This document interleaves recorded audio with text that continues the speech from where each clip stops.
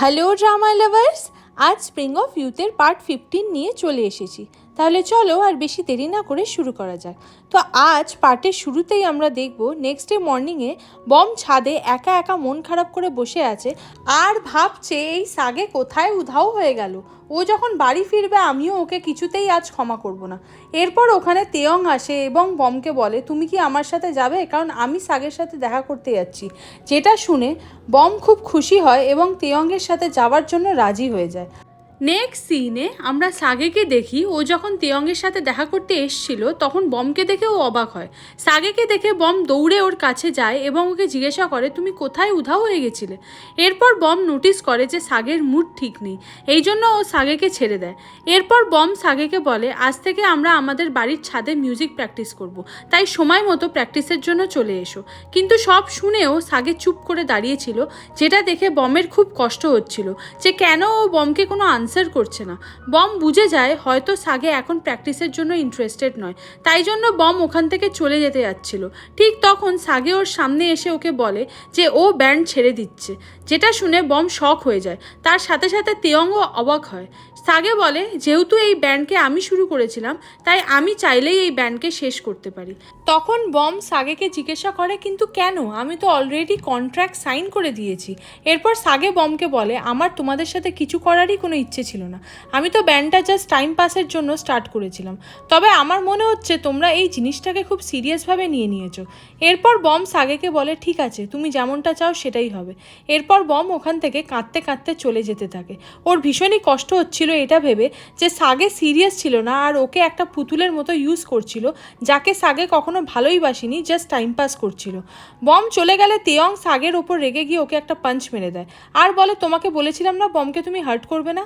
সাগে বলে, আমি এইরকমই, আমি একজন প্লে বয় টাইপের, যার জন্য আমি কোনো রিলেশনশিপে সিরিয়াস হতে পারি না। আর তাছাড়া তুমি এত রেগেই বা যাচ্ছ কেন, তোমার জন্য তো এটা খুব ভালো সুযোগ হয়ে গেল বমের ক্লোজে যাওয়া। এটা শুনে তেয়ং আবার সাগেকে পাঞ্চ মারে। এরপর সাগেকে বলে, আমাদের সামনে নিজের এই মুখটা নিয়ে আর কোনোদিনও আসবে না, স্পেশালি বমের সামনে তো আসবেই না। এটা বলে তেয়ং ওখান থেকে চলে যায়। ওরা দুজন চলে গেলে তারপর সাগে ফিল করে যে ও কীভাবে বম আর তেয়ংয়ের সাথে খুবই বাজে ব্যবহার করলো আজ।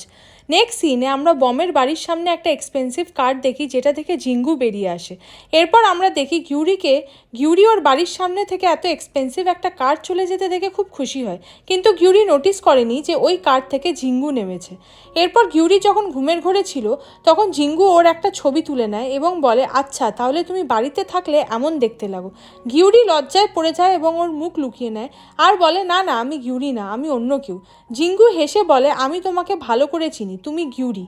এরপর জিঙ্গু ওদের বাড়িতে ঢুকে খাবারের জিনিস খুঁজতে থাকে, যেটা মিস কিম দেখে বলে, আরে তুমি কি করছো।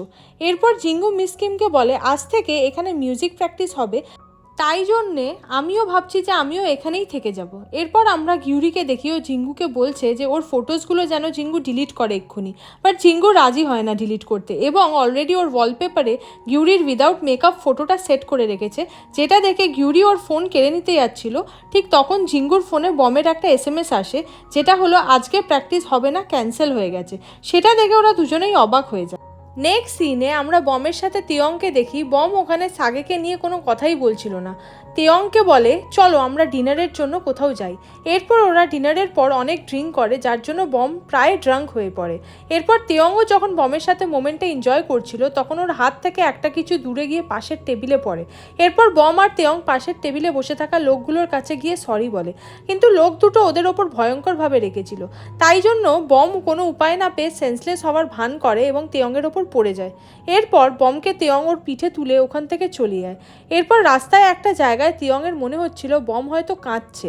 এরপর বম যখন ওর পিঠ থেকে নামে তখন ও তেয়ংকে বলে, আরে আমি কাঁদছিলাম না, তুমি তো ভুলভাল বুঝে যাচ্ছ দেখছি। এটা শোনার পর তেয়ং বমকে ধরবে বলে ওর পেছনে ছুটতে থাকে। এরপর তেয়ং একটা জায়গায় এসে বমকে ধরে ফেলে এবং ফাইনালি বমকে ও বলে দেয় যে ও বমকে ভালোবাসে আর শুধু এখন থেকে নয়, মিডল স্কুল থেকেই ভালোবেসে আসছে। যেটা শুনে বম বেশি অবাক তো হয় না, বিকজ ও জানতো যে হয়তো তেয়ং ওকে পছন্দ করে। বম তেয়ংকে বলে, আমিও তোমাকে পছন্দ করি, কারণ আমার মায়ের মৃত্যুর পর তুমি আমার অনেক টেক কেয়ার করেছো, কিন্তু আমি তোমাকে আমার বড় ভাইয়ের চোখে দেখে এসেছি সব সময়। তেয়ং বলে, কিন্তু আমি তোমার ভাই হতে চাই না।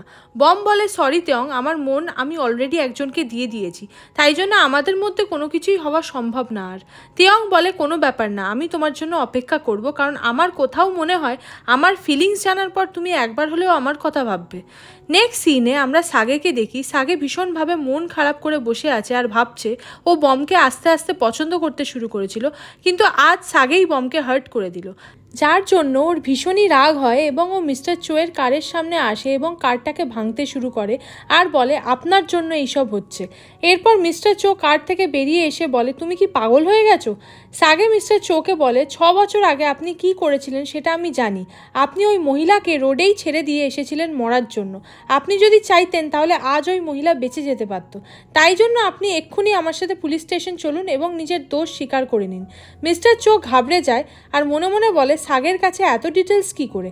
এরপর উনি মনে করে তেয়ংয়ের বাবার কথা, যে উনি মিস্টার চোকে বলেছিল সাগের কাছে ওই ইনসিডেন্টের কোনো প্রুফ নেই, তাইও আমাদের ধমকাবে বা ভয় দেখাবে, বাট আমাদের ভয় পেলে চলবে না। এরপর মিস্টার চো সাগেকে বলে তুমি কী সব ফালতু কথা বলে চলেছ? কে সেই মহিলা আর কাকেই বা আমি বাঁচাইনি?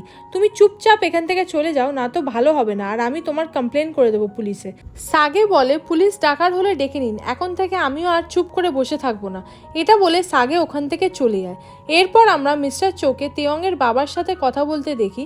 উনি তেয়ংয়ের বাবাকে বলে যেভাবেই হোক তোমার ছেলেকে মানাও, কারণ সাগের জায়গায় আমি তেয়ংকে এখন ফেমাস করাবো, যাতে সাগের ছায়া আমার লাইফ থেকে চিরদিনের মতো মুছে যেতে পারে।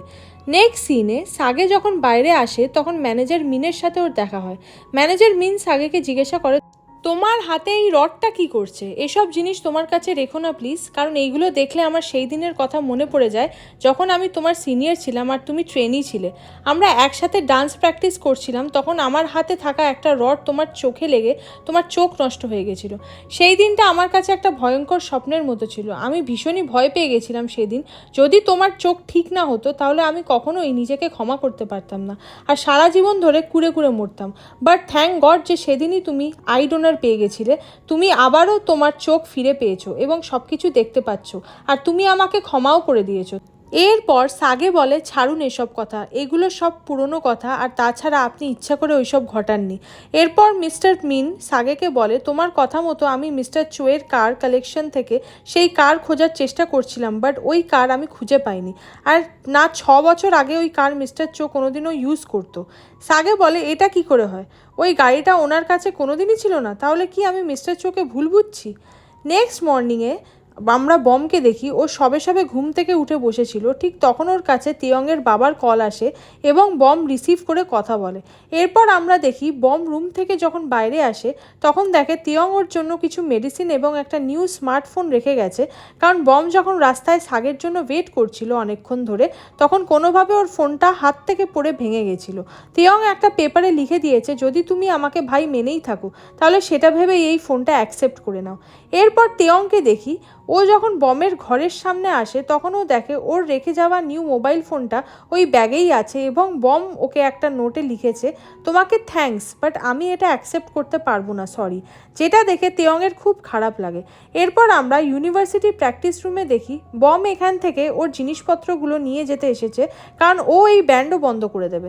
এরপর বমের মনে পড়ে তেয়ংয়ের বাবার বলা কথা, যে উনি বলেছিল আমাকে যে আমি যেভাবেই হোক যেন তেয়ংকে এই ব্যান্ড থেকে বার করে দিই, কারণ তেয়ংয়ের বাবা ওর জন্য ভবিষ্যতে অনেক ভালো জিনিস প্ল্যান করে রেখেছে, কিন্তু তেয়ং যদি আমার সাথে এই ব্যান্ডে যুক্ত হয়ে থাকে তাহলে ও ওর লাইফে কিছুই অ্যাচিভ করতে পারবে না। এইসব ভেবেই বমের চোখে জল চলে আসছিল। এরপর ওখানে তেয়ং, জিঙ্গু আর গিউরি আসে এবং তেয়ং বমকে বলে তুমি কিভাবে এই ব্যান্ড বন্ধ করে দিতে পারো? বম বলে সাগেকে ছাড়া এই ব্যান্ড ইনকমপ্লিট। তখন গিউরি বলে কি, সাগে ওপ্পা সত্যি এই ব্যান্ড আর কোনোদিন জয়েন করবে না? এটা শুনে জিঙ্গু বলে সাগে এটা করছেটা কিভাবে, ও কি পাগল হয়ে গেছে? এরপর তেয়ং বলে এই ব্যান্ডটা কি খালি সাগের জন্য ছিল, তাহলে আমরা এখানে কি করছি? তখন বম তেয়ংকে বলে এমনিতেও আমরা ইউনিভার্সিটির কোনো ইভেন্টে আর পার্টিসিপেট করতে পারবো না, তাই এই ব্যান্ডকে শুধু শুধু রেখে দিয়ে কোনো লাভ নেই। আমরা এতদিন শুধু নিজেদের টাইম ওয়েস্ট করেছি, আমাদের উচিত ছিল সেখানে আমাদের টাইম দেওয়া যেখান থেকে আমাদের কিছু প্রফিট হতো। এরপর থেকে আমরা আমাদের স্টাডিতে ফোকাস করব, আর এই ব্যান্ড এখানেই শেষ হলো।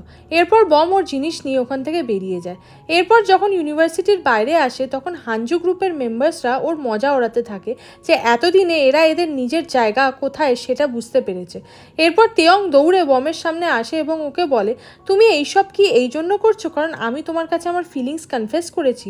বম বলে, না সেজন্য না, আমি চাই তুমি লাইফে অনেক আগে যাও এবং হ্যাপি থাকো, আমি চাই না আমার জন্য তুমি কোনো স্ট্রাগলের মধ্যে ফেসে যাও।